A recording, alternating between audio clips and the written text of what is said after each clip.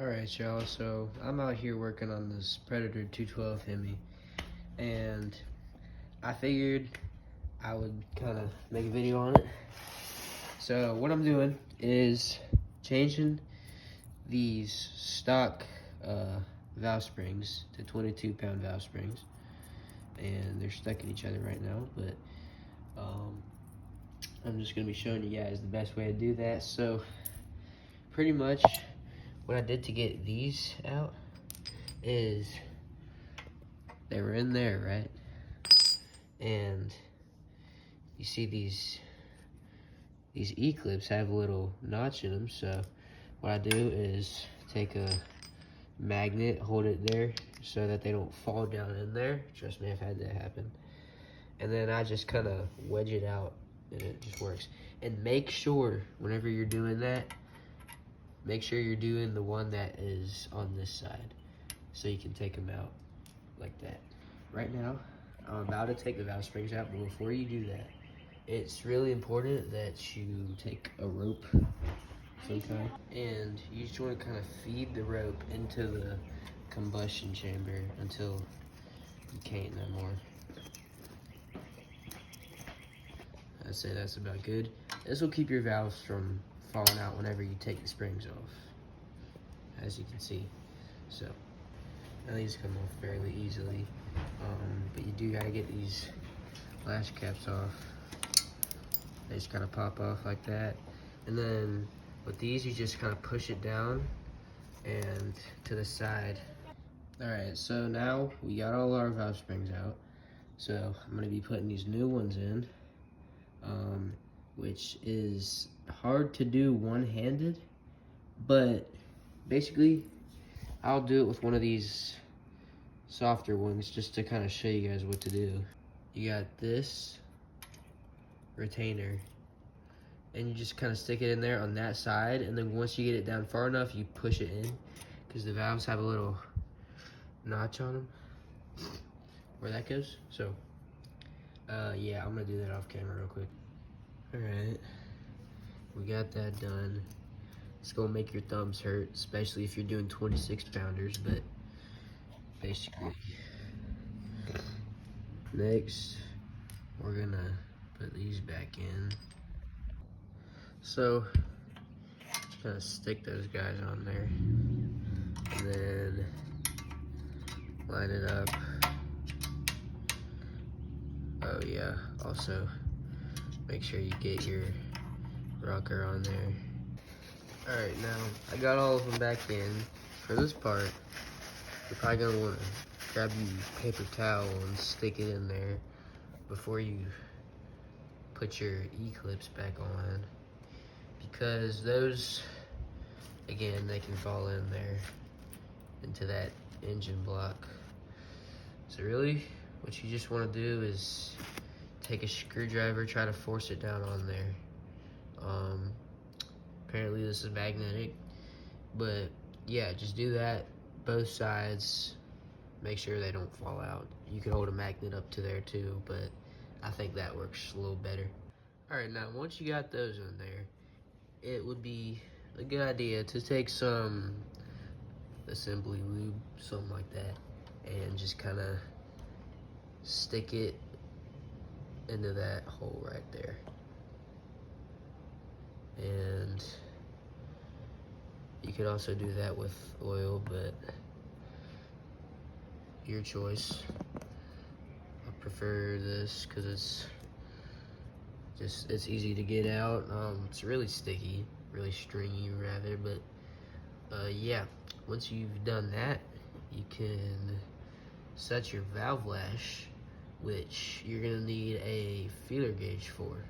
This is a feeler gauge. You can't build an engine safely without these. So what you want to do, make sure your engine's at top dead center, so whenever these just your push rods are equal length up, that means they're sitting on the middle of that cam lobe where they don't lift. So make sure you're at top dead center. I'm not the best person to explain it, but you just take your 3/1000 and stick it under that valve thing. And if it doesn't go under, you need to loosen it up. If it does, you're good. It looks like I am a little tight, so I'm gonna have to adjust that.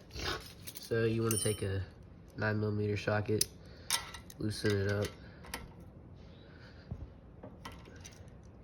You don't need to loosen it up too much though.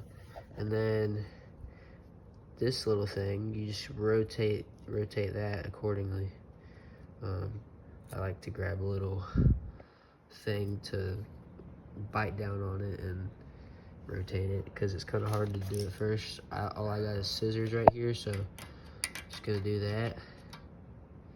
So you just kind of rotate it a little bit, and then you just mess around with that, constantly putting your feeler gauge under there.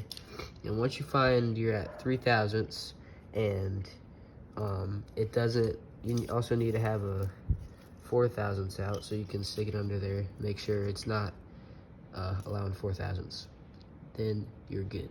Now once you're done doing all that, you can put your valve cover back on. And you know, if you're getting upgraded rockers, I recommend you get valve cover like this, so it has the clearance, because stock valve cover is way too short and they will knock on the top. Even the stock ones knock on the top of the stock valve cover a little bit. So you do want to pick you up one of these. I got this on Amazon for about 40 bucks. It's real nice, looks good. So I'm just gonna go ahead and wipe off this residue, if it will come off, and just kind of wipe down the surface. Sorry guys, I'm sick, but you get your gasket all lined up and then throw your valve cover on there. Got that back on. Back on goes spark plug. Looks pretty good to me as a person who has no idea what they're looking at a spark plug. I don't see any damage or anything, or any cracks, and looks good to me. So you just kind of thread that in there until it gets to the nut. Make sure you have a washer going over your spark plug. If you don't, then, well, I don't really know, but I don't want to find out. So make sure you got your spark plug washer. It's important. It's not there for no reason. Engineers never put stuff places for no reason. So you just gotta trust them. I'm gonna tighten the stem with my wrench, and I'm gonna make sure it is snug. Let me do this with 2 hands. Put your coil back on. And there you go. I'm gonna spin mine over a few times just to see how it feels. Definitely more stiff, especially on that compression stroke. Kickback on this thing would hurt. Yeah, that compression stroke is tough. So,